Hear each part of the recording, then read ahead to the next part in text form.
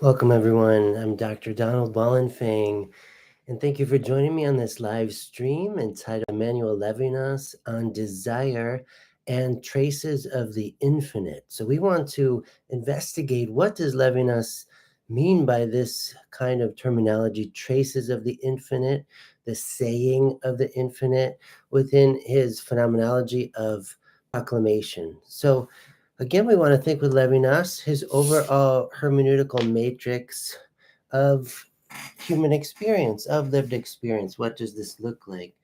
So, at the center is not the center. We have, again, two human subjects in the face to face. And it's an asymmetrical relationship. So, I might even place the face of one higher than the other. And this is the self, and then the other here. So we want to understand how Levinas understands phenomenality of lived experience. And so we have an elliptical shape between self and other. In other words, right away, a decentering of the self, a shift of the self, not from the middle of things, not from the center point of the universe, or even one's own lived experience. One's own lived experience is defined largely in part by the other one facing me.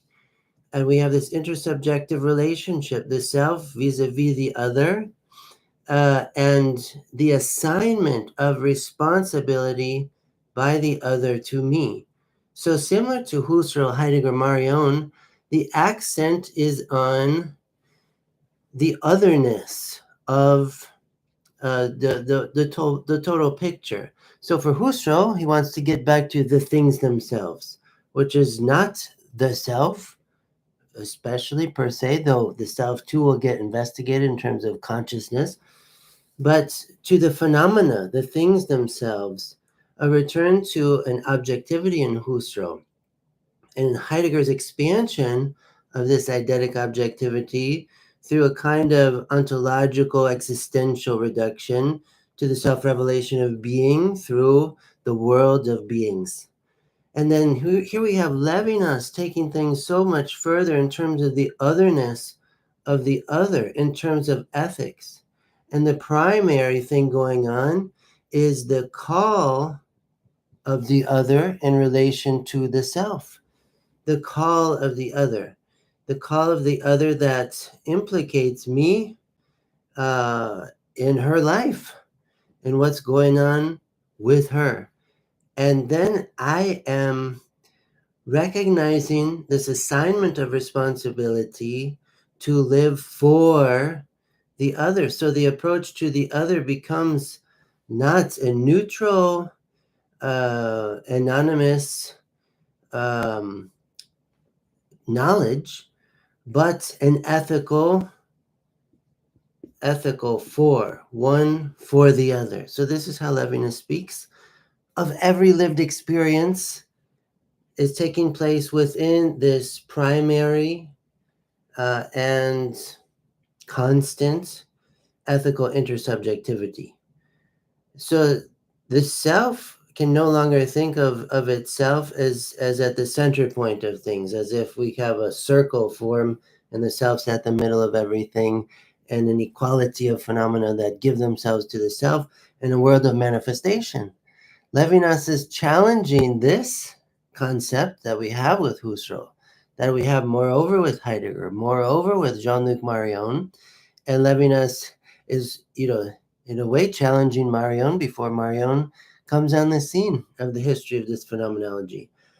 So we want to really think with Levinas about desire then. What is the desire that wells up within the self? What does desire mean always vis-a-vis the other? So a phenomenological analysis of desire within this framework, within this matrix of an ethical existence, we could say, an ethical situation in which I am called to be responsible for the other. So it is this context, it is this framework that is so fundamental for Levinas, and what makes him stand out in the whole history of phenomenology, and moreover, in the history of Western philosophy, by his positioning of ethics as first philosophy. This is different than the Seinsfrage. The Seinsfrage for Levinas is not first philosophy. It's not the main question. It's not the featured attraction. But for Levinas, what we have here is ethics, this ethical relationship between the self and the other as first philosophy. This is first philosophy. So something quite different. And what's going to come from the other is we'll read together some passages from Levinas and unpack them together, is the infinite is coming as a trace through the other, not giving itself through the other in the language of Levinas, but being signified through the call of the other. The infinite calls through the other to me, to the self. The self not as ego, not as I, but as moi in French. We say me in English. I am not the main subject of the term. I am ancillary to the primordial call of the other, which is a trace of the call of the infinite within lived experience. So the infinite in Levinas is not a dead concept. The infinite is a living, personalized signification through the call of the other who faces me. In the nakedness of the face, in the exposure of the flesh, and in, at the same time, the power of the call of the other toward me, this ethical call. So let's think with Levinas then on this ethical state of affairs a bit further in his charismatic phenomenology. So Levinas writes in his book Alterity and Transcendence, the order of truth and knowledge has a role to play in that peace of proximity and in the ethical order it signifies. To a very great extent, it is the ethical order of human proximity that brings about or summons that of objectivity, truth, and knowledge. So for Levinas, what comes first? What comes first? Objectivity, truth, knowledge, information, or something else? For Levinas, he's saying it's something else. What he calls the peace of proximity between self and other. This peace of proximity, of nearness, of closeness, of implication, of summons, of indictment, of call, resulting in obligation for the self. But to the degree that I am responsible for the other and live out that responsibility in relation to the other, there's a productivity of peace. The shalom, the biblical shalom, comes about through responsibility. So there is a kind of implicit teleology here that this proximity between self and the other is not right away an antagonism, an opposition, a competition, a zero-sum game, but rather there is inherently shalom of proximity, but what's implied in the peace is this ethical living for the other, the self for the other, bringing about the shalom of proximity. And we could say the shalom of purpose in life, the shalom of meaningful work to do in life. So often we lack peace because we lack mission. We lack a mission in life. We don't have a target we're taking aim at. And so we're frustrated, we're restless, we're disappointed in ourselves. We're disappointed we don't have more meaningful work at hand. But what Levinas is saying is that for the self, meaningful work is ready at hand. And it is in the form of embodied living responsibility for the other. This is a refrain in the music of Levinas. Responsibility for the other, the call of the other, the face of the other. I never get tired of saying these terms, these phrases, because they proceed from the infinite. And the trace of the infinite happens when I recognize over and over and over, this is my raison d'etre. This is my reason for being, my reason for existing. To live for the other, one for the other, to bring about the shalom, the peace of proximity. This is what Levinas is getting at. And it's very paradoxical because this is what we don't expect in the natural order of things. If the self is always self-concerned, the self does not recognize the call of the infinite through the call of the other.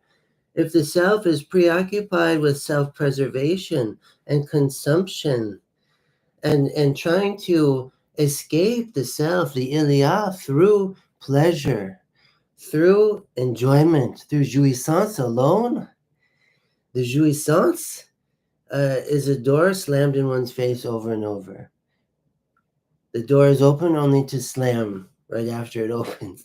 And the self recoils on itself. And desire is frustrated because desire, is it not tethered to the infinite? What is the authentic infinite? Levinas is teaching the authenticity of the infinite is through the ethical, not through pleasure, not through jouissance, though that's a beginning. Jouissance is not bad, but it has to be ordered to the ethical order for it to remain not destructive.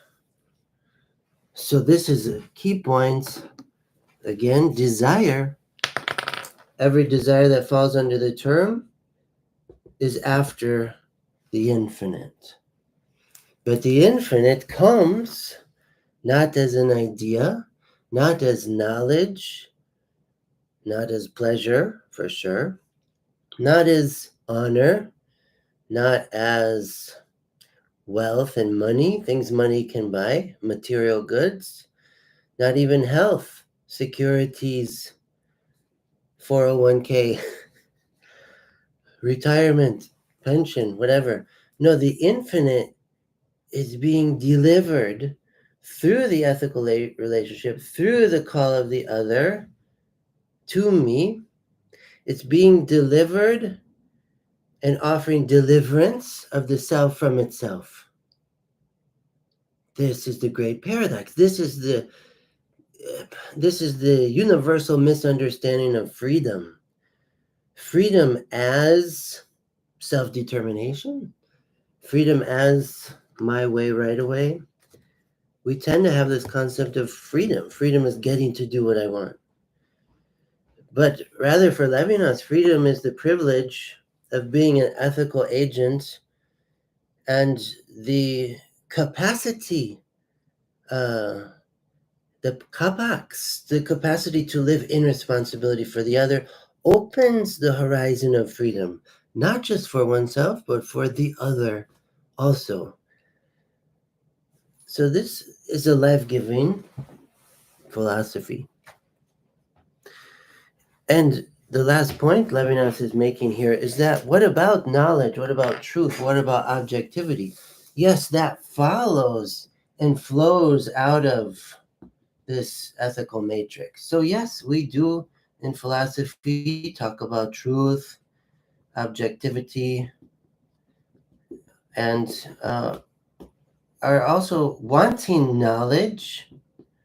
But the question is, for what purpose? And what is primordial here Is it truth, objectivity, and knowledge going back to for the sake of the other, to live for the other?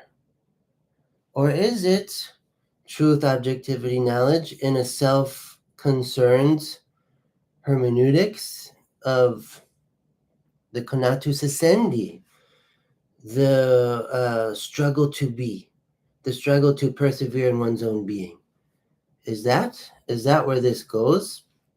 Then we have a hermeneutical circle where we never get at objectivity and truth and precise knowledge because there's too much self-interest. If these things are pursued for the self alone and promoting the self-interest of the self, we make them what we want them to be. But if we're after truth, objectivity, knowledge, for the sake of the vocation in which we are implicated without choice, it's a freedom without choice, which is a vast freedom. It's a very paradoxical freedom. And so if we want truth, objectivity, knowledge, for the sake of exercising all of these at the service of the diaconia of the ethical relationship, then we actually get at reality, real truth, real objectivity, real knowledge, because disinterested, not full of hubris and self-interest. And so Levinas makes an extraordinary philosophical argument here that all of these theoretical prizes are meant to be at the service of a praxeological destiny, oneself for the other. And that is incredible. That is amazing. It gives us a whole new perspective in what we mean by truth, what we mean by objectivity, and what we mean by knowledge. Not inventing it along the way according to our limited self-interest, but through a disinterested, vocational understanding of life lived in self-donation for the other. That is the supreme possibility of the self. Then all of this, we get great clarity because it's not for us to possess, but for us to share, for us to put at the service of the good of the other, the good that is received to the measure that it is given away. And so it is with these gifts of truth, objectivity, knowledge. They are received to the measure that they are shared, that they are not possessed as objects, as some kind of privileged tool through which I pursue my own self-interests. So Levinas says that this ethical order is an order where meaning means, and meaning cannot be reduced by a phenomenological epoche. And so he says further in his book Alterity and Transcendence, I cannot further explain this moment in which, in the weight of being, rationality begins, a first notion of signifying, to which reason may be traced, and that cannot be reduced to anything else. It is phenomenologically irreducible. Meaning means. And as he writes in his basic philosophical writings, but is not the one for the other meaning itself, a signifyingness of meaning more ancient than the manifestation of being. Wow. Okay, so this is to say, meaning means within the ethical signification. So for Levinas, this is a key term in his phenomenology, not manifestation, but signification. It's like he deliberately avoids the terminology of manifestation. I mean, he'll use it just to critique it, to expose it. But what's happening here is not so much givenness, but ethical signification all the way from the anchor, the hidden anchor of the infinite, moving through the call of the other to the self. And so we have signification, and this is the ethical playing field where meaning means something actually means something because we have more than one, because we have interlocution, conversation, communication, dialogue here. And so signification is what is happening in the lived experience. A signification that is giving traces of the infinite, because the show will continue to go on perpetually, because we never stop having something to talk about. And moreover, responsibility always has more work to do, more responsibility to live in relation to the other. So when he's using this language of signification, it is making possible the stuff of truth, objectivity, knowledge, and even meaning. Manifestation becomes meaning in the interior context of ethical signification for Levinas. So, meaning means here. Meaning means something because of ethics, we could say. Meaning means not without the ethical matrix. For Levinas, signification even makes perception possible because it precedes givens and illuminates them. In his book, Humanism of the Other, Levinas writes, to be given to consciousness, to glimmer for it, the given would have to be previously placed on an illuminated horizon, similar to the word that receives the gift of being understood from a content to which it refers. Okay, so what Levinas is saying here is every episode of givenness of a phenomenon we can see in the light of consciousness because there is a prior horizon that is illuminating each and every given. So what is this illumination? Levinas is saying it's ethical signification. Signification would be the very illumination of this horizon, he says. But the horizon does not result from an addition of absent givens, because each given already needs a horizon to define and give itself. Like he's saying, just like a word receives the gift of being understood from a content to which it refers. This notion of horizon or worlds, the Umwelt, conceived on the model of a language and culture with all the historical adventure and already done this entails, is then the place where signification is situated. And he goes on further to say, there does not exist any signification in itself that a thought could reach by hopping over the reflections, distorting or faithful but sensible, that lead to it. To reach the intelligible, we must cross through history or relive duration or go from concrete perception and the language installed in it. All things picturesque in history, all the different cultures, are no longer obstacles that separate us from the essential and the intelligible. They are the very paths by which we can reach it. Moreover, they are unique pathways, the only possible paths, irreplaceable, and consequently implicated in the intelligible itself. So Levinas sounds very Ricoeurian here, very much like Paul Ricoeur. And so Levinas, we have the most fundamental ethical context, but we also have, he says, a cultural context of meaning, a historical context of meaning. And a cultural context and historical implies a linguistic context of meaning. All of these contexts is the very womb in which all phenomena would give themselves to a human subject. There's no other route, there's no other avenue, there's no other pathway, he's saying, for phenomena to come to conscious recognition apart from ethical, historical, cultural, linguistic context. And the heart of the context is the ethical piece.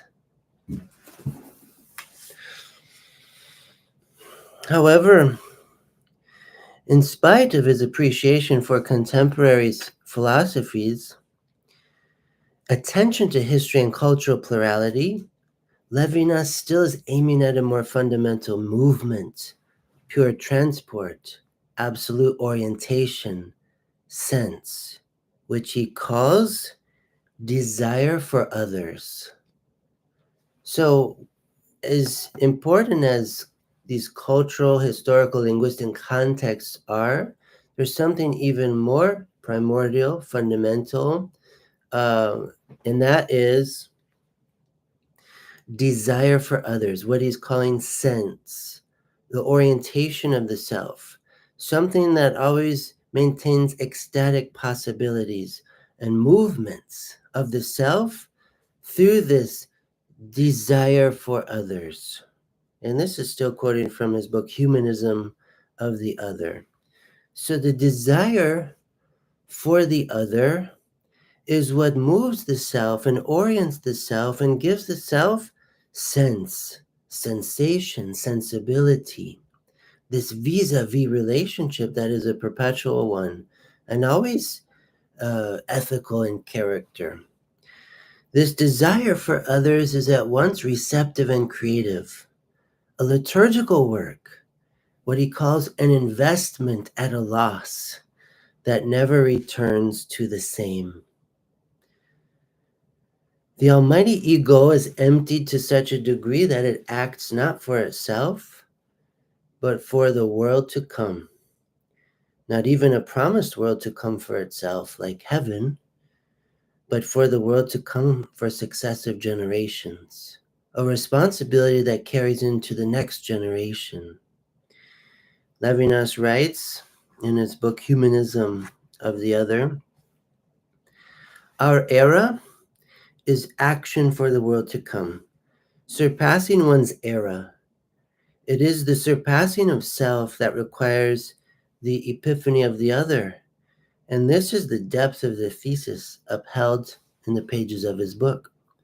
There is something base and vulgar in an action conceived only for the immediate. It's the very meaning of sin. We could say one definition of sin is an act that is base and vulgar because it's conceived only for the immediate and only for the self. That is for nothing but our lifetime.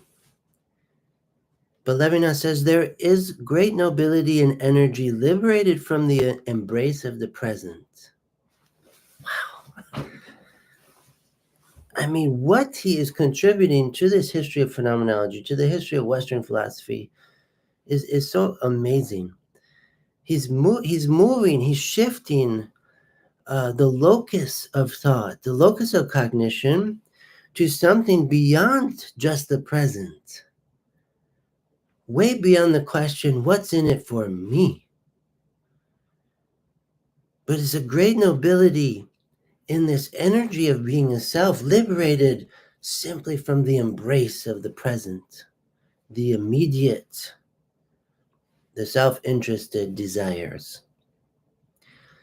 To act for distant things, he says, at a time, for example, when Hitlerism triumphed, in the deaf hours of that night without hours, to act independently of any evaluation of the forces in presence was undoubtedly the height of nobility. So Levinas is reflecting on his own Jewish people's persecution in the Shoah. And he's saying, this philosophical thinking that's going on there in the midst of great disorientation brings a clarity with it, a clarity even in the experience of what he calls useless suffering, a clarity of living not for oneself, because in so many ways it's been taken away as an option, and opening to this possibility that was there all along, to live in sincere and steadfast responsibility for the other. In his book, Alterity and Transcendence, Levinas writes, "The saintliness of the human cannot be expressed on the basis of any category. Are we entering a moment in history in which the good must be loved without promises? Perhaps it is the end of all preaching. May we not be on the eve of a new form of faith, a faith without triumph, as if the only irrefutable value were saintliness, a time when the only right to a reward would be to not expect one. The first and last manifestation of God would be to be without promises." So this is where Levinas is even distanced from Ricoeur, and Ricoeur's focus on an eschatological vision of promise, that the kerygma is anchored in this future eschatological destiny. But for Levinas, instead we have this noble, heroic, saintly way of being in the world that is not acting for the sake of promises for the self. To act in such a way that I forfeit all self-interest, if this be possible, out of interest for the other. Disinterested interest in the other. Disinterested interest in the truth that's coming through this ethical framework of intersubjectivity. So this is very powerful philosophy here, and something that's turning the tables on the whole history of Western philosophy, really. What's philosopher in this whole tradition doesn't begin with the self and end with the self? Whose philosophy is not full of self-concern, of self-interest? What philosophy does not have its reductionisms? And we'll speak further about a kind of rejoinder to the Levinasian project. But for now, I think it's requisite to listen long and hard with Levinas, because what he's saying, nobody else has been saying since time immemorial. And so this philosophy is very special in this respect. So for Levinas, the desire for others is a hunger not satisfied, what he calls a love without lust. The difference between responsible love and lustful desire, self-gratifying desire, there's a huge difference. A love without lust comes through this desire for others through the face of responsibility.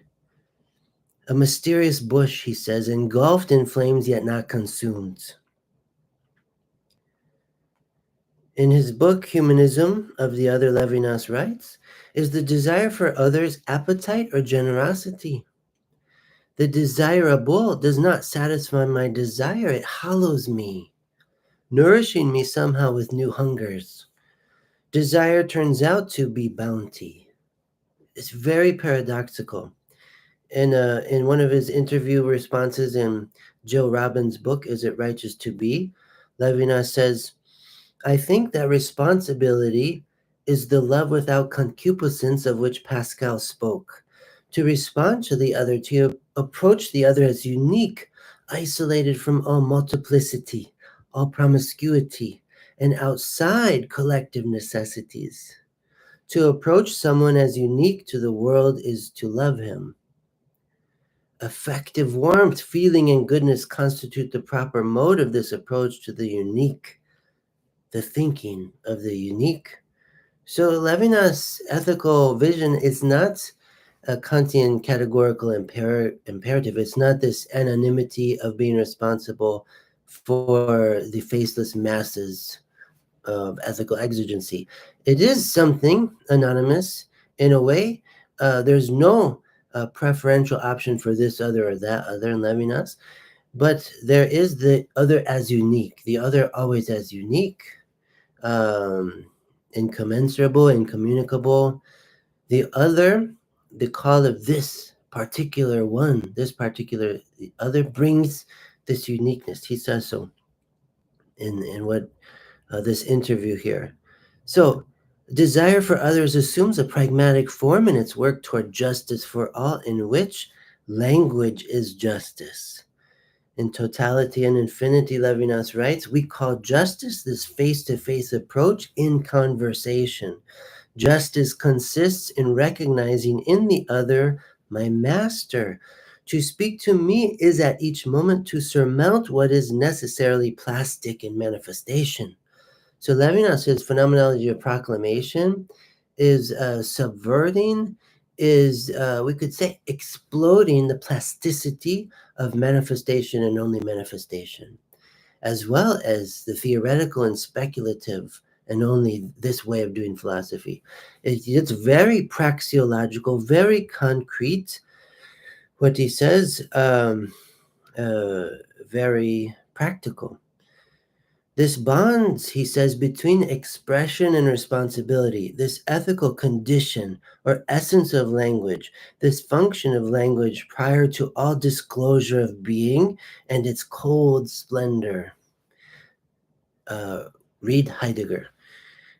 Permits us to extract language from subjection to pre-existent thought, where it would have been the servile function of translating that pre-existent thought on the outside, or of universalizing its interior movements. So when I said read Heidegger, I mean he's implying Heidegger there, and the Heideggerian Sein and its manifestation through the world to Dasein, but he calls it a cold splendor of Sein. And so this bond of the ethical framework where expression is in and through responsibility permits us to extract language from subjection to pre-existent thought, where otherwise language would have had the servile function of translating that pre-existent thought on the outside or universalizing its interior movements. But for Levinas, again, the subtitle of Totality and Infinity, an essay in exteriority. It's the centrifugal movement of the self outside of itself at the behest of the call of the other. The other calls me to move out of myself, to vacate the self-insulating interiority of my conatus essendi, my struggle to be, to persevere in my own being, to move outside of the shell of my own will to power with Nietzsche, to move past my own debilitating Freudian fetishes, according to the libido principle of very self-interested desire. Levinas is talking about desire with a totally different face that proceeds from the face of the other, and not the narcissistic, self-defeating face of the self. The purpose of having a face for the self is to look out at the other, to listen very intently to the other, and to serve the vulnerability of the other with one's own vulnerability. This is what Levinas is putting forward. Something very different than his phenomenological predecessors. And finally, we might say a word on the notion of kerygma for Levinas. He uses this language of kerygma as word, as message, as proclamation, that serves as the gateway for phenomenal appearance. In Adrian Pepperzak's book Beyond, he writes, the affirmative character of identification is kerygmatic. To identify this or that, a being, a phenomenon, is to pronounce a kerygma or proclamation. Consciousness proclaims this phenomenon to be this and such. Every phenomenon is a said. In French, un dit, a said. The exhibition of being, its disclosure or manifestation, the very idea of phenomenality presupposes and conditions a particular mode of language. The apophantic language of gathering identification and thematic presentification of a said charismatic proclamation. Phenomenology. So this is Adrian Pepperzak commenting on the work of Levinas here. But again, it's very much what Ricoeur says, that a human subject receives a manifest phenomenon through the matrices of meaning. I don't receive a manifestation unless it is transposable into a meaning.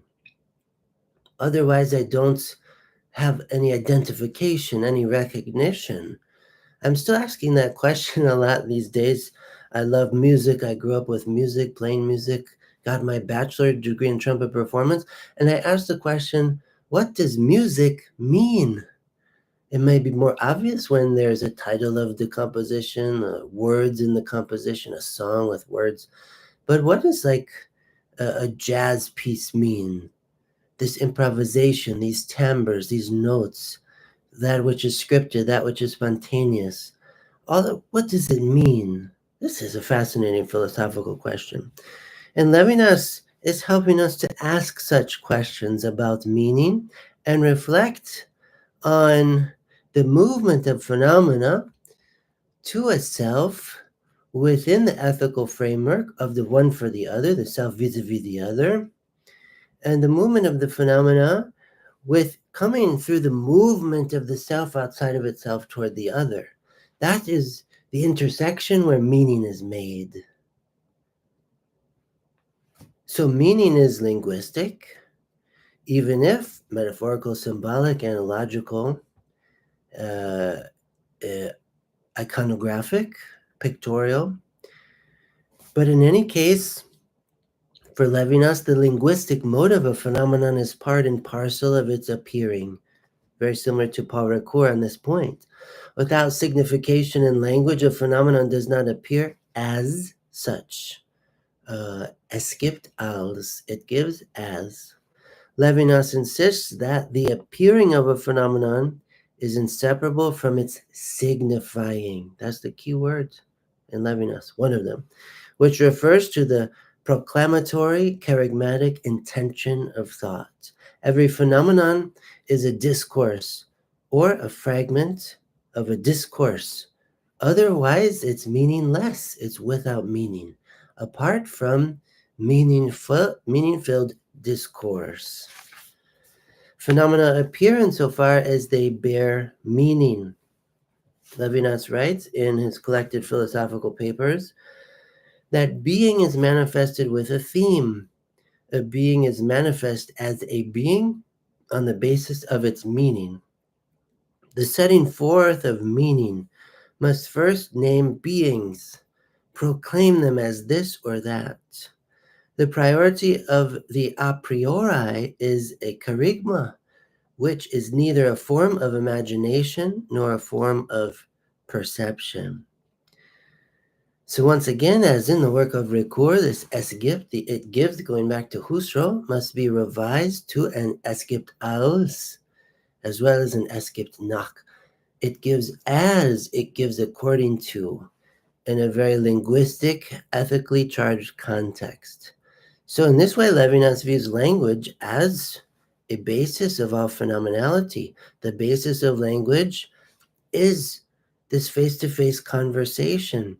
And the basis of conversation is the uttered epiphany of the face of the other and the ensuing response of the pupil whose self-assured consciousness has been contravened and subverted. Within a charismatic context, Levinas develops the concepts of the saying, le dire, and the said, le dit. And these concepts are very important to understand. They are not univocal. The saying proceeds from the infinite and gives rise to the said, le dit. The saying is originary, whereas the said is derived from the saying. The saying issues from the beyond, from the mouth of infinity, and inaugurates the discourse of life and phenomenality. So we want to think this too, and we may just try to add this last piece as well as we can to think with Levinas about two more important concepts within his overall phenomenological matrix of ethical signification and responsibility for the other. So another term in Levinas' philosophy he pairs with the infinite is the saying, what he calls the saying, le dire in French. The saying is speaking through the call of the other to the self. So what Levinas is saying is the self has no access to the saying, to the infinite, apart from this ethical summons to responsibility. And so there's an anchor that we cannot see. It's not of the order of manifestation, he's saying. It's of the order of ethical and hermeneutical linguistic signification within lived experience. This saying is signified through the said of philosophy, the said in a dialogical philosophy of conversation, and everything on this dry erase board, all the words, is part of the said. The saying is also as said about the saying.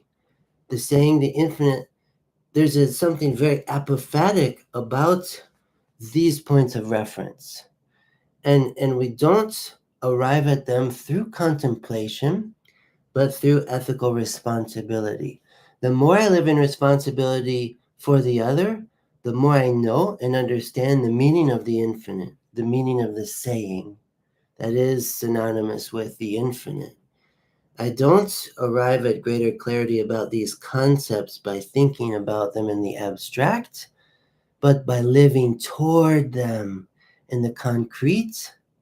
And their representative is the other who faces me. Their emissary, their vicar, is the other who faces me. The other, for Levinas, always primary, primary, primary. The accent is here. And the said is the residue of this intersubjective relationship, as well as it's part of its adhesive. The said keeps us in this piece of proximity, in this shalom.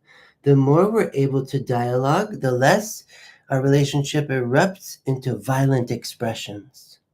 Violence is clear, is none other than communication breakdown. When dialogue is no longer happening, negotiation is no longer happening, compromise is no longer happening, then the expression becomes untamed emotion and violence. Out of the frustration that we have failed in the said, we failed in the dialogue. So the more dialogue, the less war.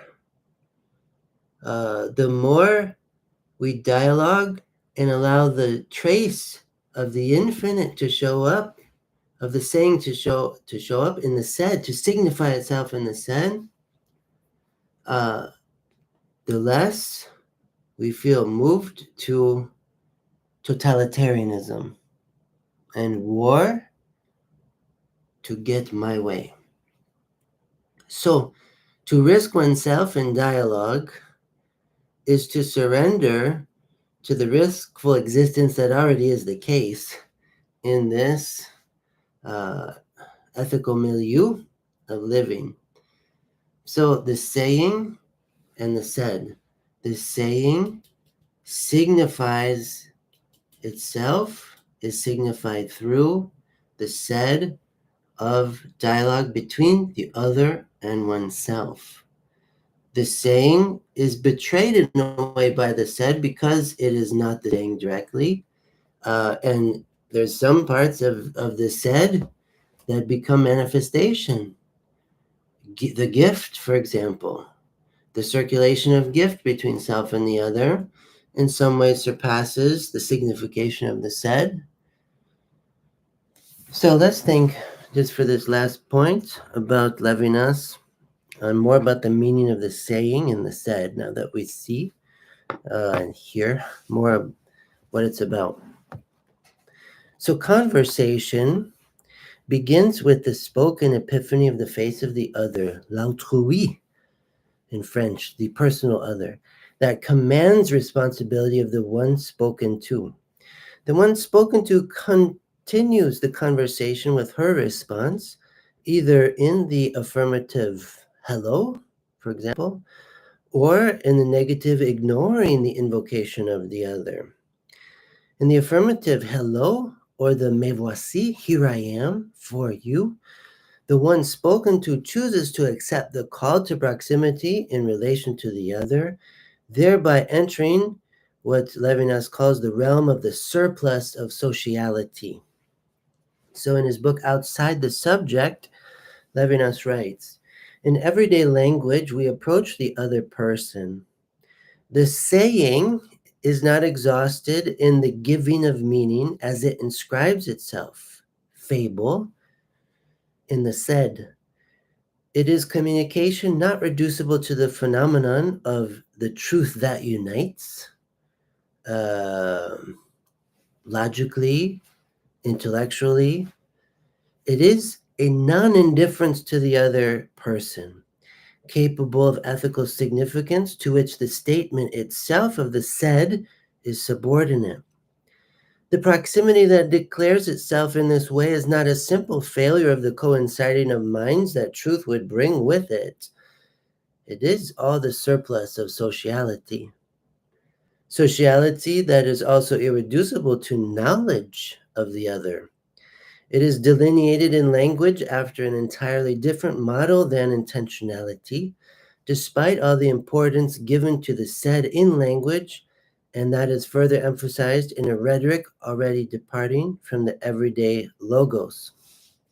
So what's Levinas getting at there, in terms of the movement of the saying in and through the said, that with the said, there comes the stuff of truth, objectivity, knowledge, logic, we could add to this.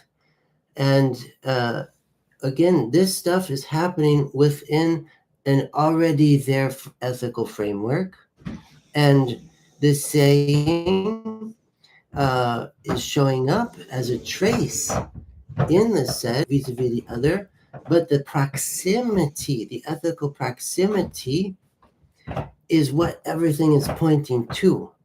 It's like every said is testifying to the prior ethical proximity between the self and the other.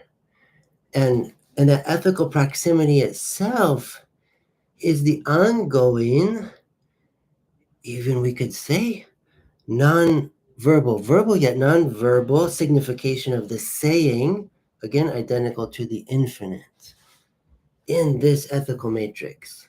This is always the point. We come back to this point over and over with Levinas, but he's talking about the relationship of language in serving as an anamnestic signal to the hidden, yet signified saying, the infinite. Ethics is anchored in the infinite, and that's really important for human vocation. Because if I understand the purpose of my life, the meaning of my life, as getting to an end point, when I reach game, set, match concerning the other, then I let go and the other dies. I let go and the other vanishes because my responsibility for him vanished. So this is an entire philosophical matrix that Levinas is spinning together, the tapestry that we already are knitted within in the surplus of sociality. The surplus extends from the primordial saying that encompasses all conversation without being reduced to everyday parlance. The saying is the first word of discourse, a word from the ellipsis, the infinite, a transcendent word that is traceable only in the heart of the summoned and the discourse of the said. The infinite is traceable in my own heart, something I might call conscience, where the voice of the other, the voice from an elsewhere, a movement of alterity wells up within the self in the form of prophecy. And when I say me voici in French, when I say here I am in English, here I am for you, I don't invent that as if I came up with this bright idea called responsibility. I'm simply responding to the obligatory that has been pressing upon me all along. And the self realizes its raison d'etre therein through an exteriority of self-forgetfulness. Whereas the said is historical, particular, culturally charged, the saying is invisible, unmanifest, and diachronically comes to pass before it is ever recognized as having passed. The saying is the infinite beyond of discourse, the realization that there is always more to be said, practically speaking. The ellipsis, the ... which goes before and behind all discourse. There was more spoken in advance, and there's more to speak after the conversation concludes. Each conversation concludes in anticipation of the next one. That's why we have expressions in our language. Hasta luego. See you later, until later.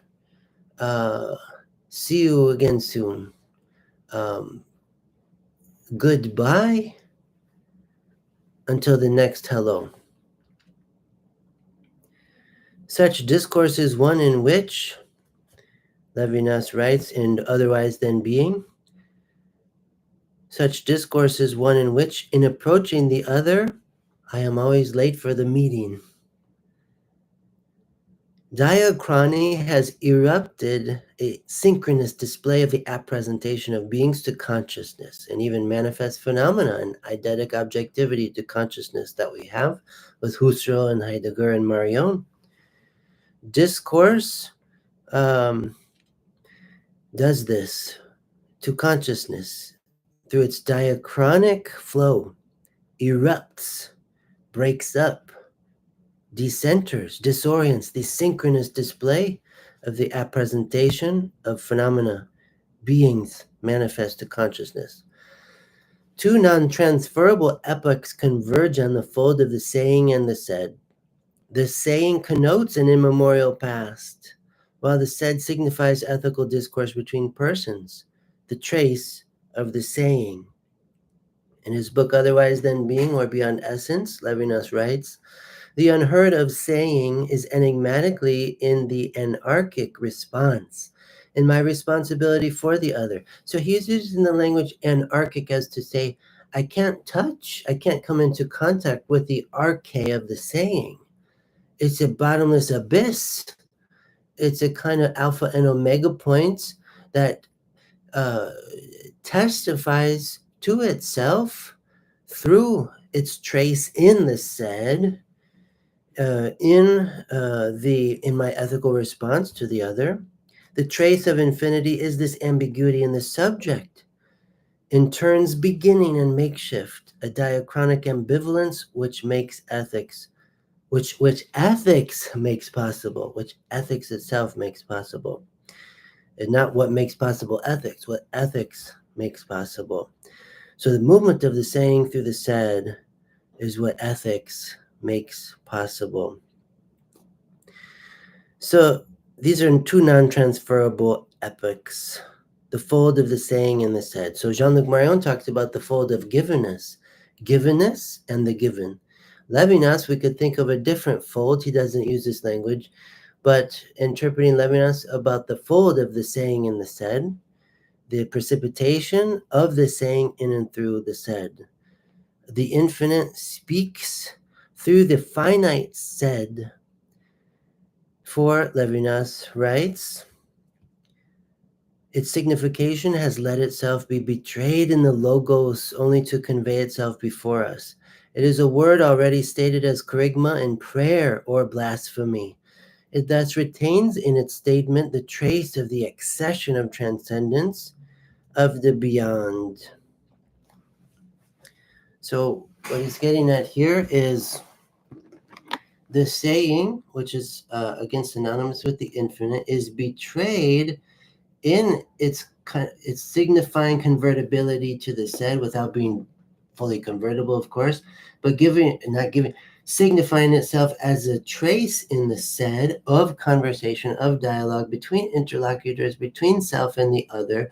In the event of language itself, we have the testimony of the infinite, the testimony of the saying. And yet, for this testimony to come about, there's a betrayal of the saying by the said, by saying it.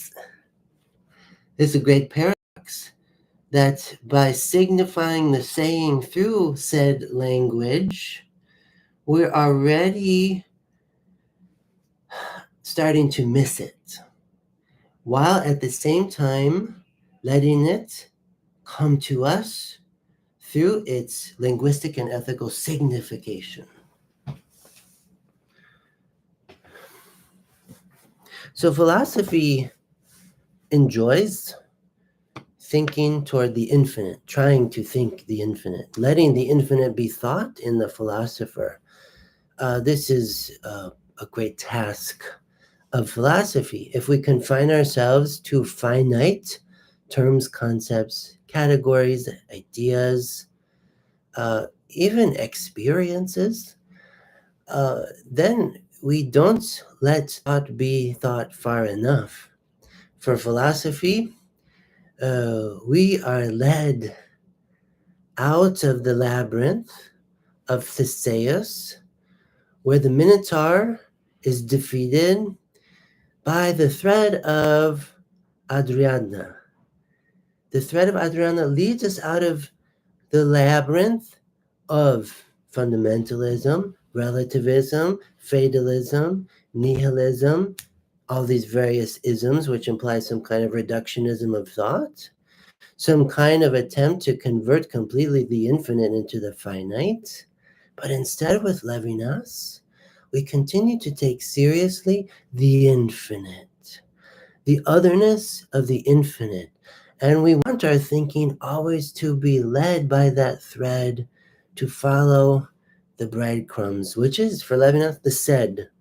The breadcrumbs of the said lead us closer to and at the same time further away from the saying, in the ethical relationship, in that piece of proximity in the one for the other.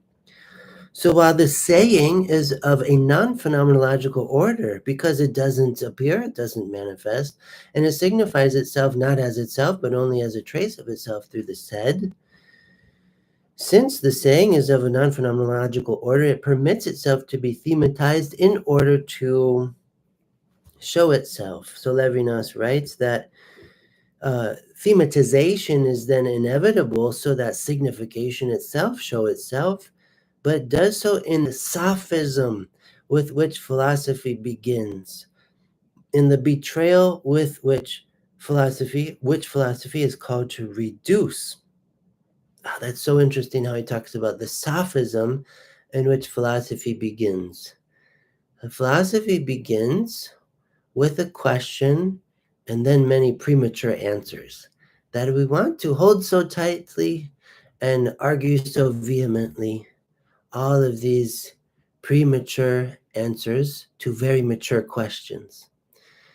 And instead, Levinas is saying that there's all this thematization that happens in philosophy, and it's inevitable, and it cannot help but become entangled in a kind of sophistry of discourse, where one philosopher tries to trump the other and and so on, and come out on top, uh, where philosophers become lawyers and simply want to win the case.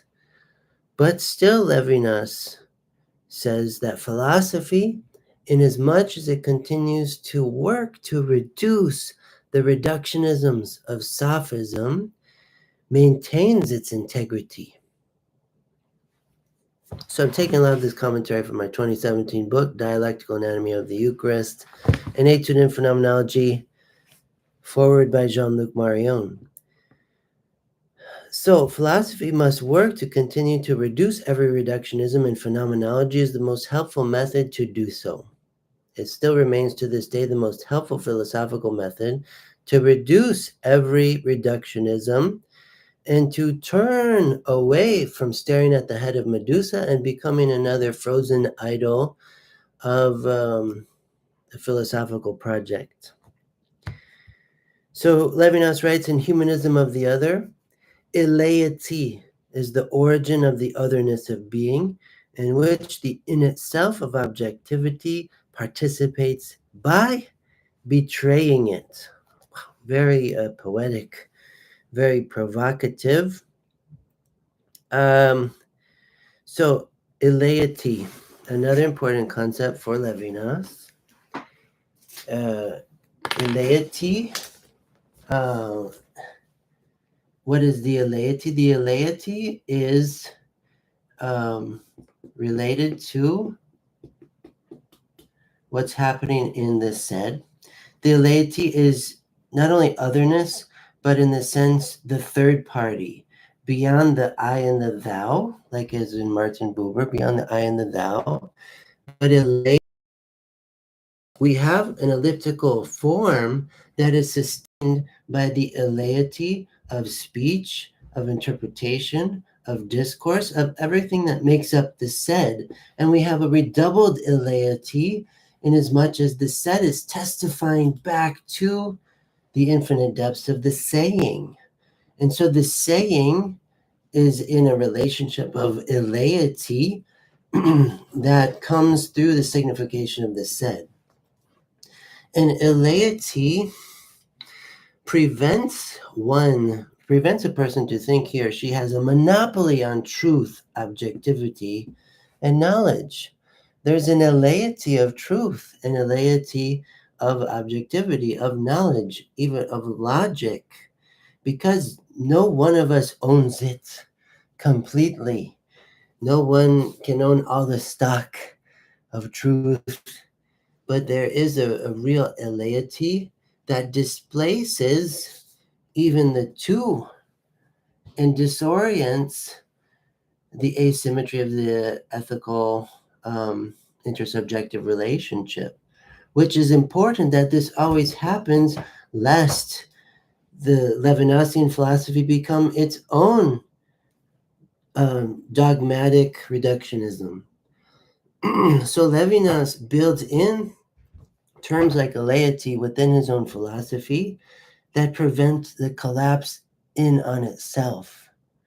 Eleity is an incredibly important term. It's the difference between intent and what's the word? In a communication. It's the difference between the facts and the intentionality surrounding the facts. The eleity, the disinterested objectivity of the thing itself that nobody can reduce to oneself. So the eleity of language, of discourse, of the said allows the ethical relationship to not to subsist, but to be renewed over and over. We don't have a frozen perfection of this ethical relationship. We have its constant rebirth because of the eleity of language, of discourse, of conversation, of the ellipsis and the eleity of the in-between. And that maintains the elliptical form of thought. Again, this is revolutionary for us at this time in human history because prior to this point, we don't have anything so radical, so advanced as this elliptical development of thought through these dialogical philosophers of the 20th century. This is what we're getting in Levinas. So just to draw this to a close, feel free to ask any questions, make any comments as we go here in the chat. I always love to hear from you, but just a brief more adding to this discourse. So this diachrony that displaces the complacency of subjectivity, the fold of the saying in the said, the infinite being spoken through the said, the thematization of the saying in the said, and overall the saying of the infinite is not provable in the realm of manifestation whatsoever, but only attested to in the course of conversation and ethical responsibility. So Levinas writes in Otherwise Than Being or Beyond Essence, the infinite would be belied in the proof that the finite would like to give of its transcendence. Entering into conjunction with the subject that would make it appear, it would lose its glory. Its glory. And we read in the book of Proverbs in the Hebrew scriptures, Proverbs 25, verse 2, it is the glory of God to conceal a matter and the glory of a king to plumb a matter. So Levinas is getting at here is this concept of glory finding its place in philosophy, in that there's a glory that's lighting up through the signification of the infinite, of the saying in the said, precisely because it's not completely given over therein as another immanent datum for consciousness. So we have a glory, this illumination, which is still not a visual phenomenon. It's not so much light. Levinas uses light as a metaphor to refer to the resonance of the signification of the saying and the said. And so we have a glorious interaction all around that's proceeding from the transcendence of the infinite, the transcendence of the saying, and the transcendence glimmers verbally in the course of discourse. The transcendence of the infinite and the saying continue to give off these traces of glory, these doxological traces of transcendence in this circuit of signification. So it's amazing. Levinas writes, otherwise than being or beyond essence. A great quote. So overall, it is through the attested saying that ethics unfolds. For the saying is the primordial utterance from which no one can escape. We have Psalm 139, for example. There is not a word on my tongue, but that you, O Lord, know it well. A kind of theological expression of this philosophical truth. Or is it a philosophical expression of the theological truth? We leave that open for debate. So, this utterance of the saying and the said comes to speech only in my dealings with my neighbor. This is not something I can just do looking in the mirror. This is not something I can even do making a YouTube stream. But first of all, I'm interacting with the text and the distanciation of text and all these Levinasian texts, and I'm interacting with you, the listener. Even if you haven't said anything in response yet, there's still the possibility of you doing so in the chat, in the comment section, to keep the conversation going in relation to what's been said and what is left to say. So the stranger summons me immediately and always. I cannot run from this summons. If I do, I only hear it louder. So it's the truth that I would not do some YouTube video, YouTube live stream, if it weren't for you, the listener. Um, because because of you, uh, I speak.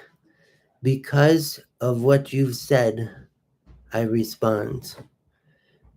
And as stranger, as other than the self, you summon me immediately and always. I cannot run from your summons.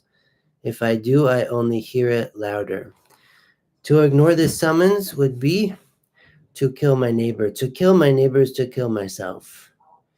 To um, decline the vocation to responsibility for the other involves fratricide. The sway of justice cannot be resisted. The possibility of responding to the stranger is the possibility of language, the possibility of conversation. Even to say a simple hello, how are you? Or here I am, is to begin breathing life into the stranger become my neighbor. All unique strangers become my neighbors. Justice rules friendship, justice rules lovers. The saying allows itself to be betrayed once in its thematization for the sake of its epiphany, but it will not let it be betrayed twice by a rejection of its humble advent. So the point of the saying, to allow itself to be betrayed in the said, is that the self would become responsible for the other therein through that betrayal. We have something very interesting in Christianity here, the traditio, the paradidomi of Christ, given up to the point of abandonment to resurrect responsibility in the self-donating gift of his very life. That's another theological topic, but it's coming to mind as I'm thinking with Levinas here. The neutral eleity of the saying is reflected in the advent of the third party on the scene. Justice and its demands speak upon the arrival of the neutral third party who pulls at the asymmetry of the self-other relationship only to restate it. As the saying is attested further by the antiphony of the said, the glory of the infinite shines through just relationships among neighbors. Ethics precipitates in the wake of the enigmatic saying and the trace of its riveting summons in the said. So what's just been said there, Levinas is talking about the arrival of a third party. This is a question Levinas got a lot. Okay, we're talking about self-other all the time. What about when you have a third person come on the scene? So this is eleity in the form of another other than the self. And this then raises this trialectical relationship will raise the question further of justice and the eleity of justice through law, through due process, through the court system, and all of this. So the arrival of the third party, the eleity of the third, we have a new development, but this same asymmetrical relationship as far as the self is concerned will take place here also. So we don't have a letting up of ethical exigency for the self in any direction, even if there's many, others around. The asymmetrical self-other relationship will obtain in every case. So finally, Levinas' work bears a poetic quality, as we can see by studying it, even as it attempts to speak frankly and without any hint of mysticism. To sum up his genealogy from the saying to ethics, the call of the other and my responsibility for him is the basic anthropological structure described through Levinas' vocative reduction, his vocative phenomenological reduction. Jean-Yves Lacoste similarly reflects on Levinas' saying in the domain of sacramental theology. Lacoste concurs with Levinas' analysis. To reduce the saying of the other to yet one more representation of my own consciousness is to deny the humanity of the other. Interpersonal ethical relationship is the fundamental force before and behind every phenomenal recognition, every episode of phenomenological givenness, interpretation, and appropriation. Without the call of the other, enigma slips away, and so does the idea of the infinite. Without the idea of the infinite, no steady and everlasting responsibility for the other who faces me. For the vocation of responsibility is without limit. And that's why the vocation to responsibility for the other signifies the infinite, because it's without limit and without cessation. The said discourse is the playing field of ethics where the other calls me and I in turn become responsible for him. Ethics transpires through the course of conversation, yet its impetus extends from a transcendent elsewhere, attested in the intersubjective relationship, not as an event of manifestation, but as a prophetic word of the other issuing from my own lips. Again, much of the commentary taken from my 2017 book, Dialectical Anatomy of the Eucharist, an Etude in Phenomenology, forward by Jean-Luc Marion. And I invite you, if you're not a subscriber, I invite you to subscribe to this channel to get updates whenever there's new live streams. I try to do these as many as 6 times a week, as in the case of this week. But now in the thick of the work of Emmanuel Levinas, and we'll be turning our attention to the role of testimony within the work of Levinas, in addition to charisma and ethics, as well referencing my 2021 book, Emmanuel Levinas and Variations on God with Us. So taking a lot of the springboard for the commentary from these books. If you have any questions, feel free to put them in the chat. Otherwise, we'll look forward to more live streams in the days ahead. I thank you so much for your interest in these live streams, on these incredible thinkers in the history of Western philosophy, in the school of phenomenology. And eventually I'll get into more classical metaphysics and how that relates to phenomenology. So thank you so much, everyone. May you continue to think toward the whole, to pray from the heart, and to live as a witness. We'll see you in the next one.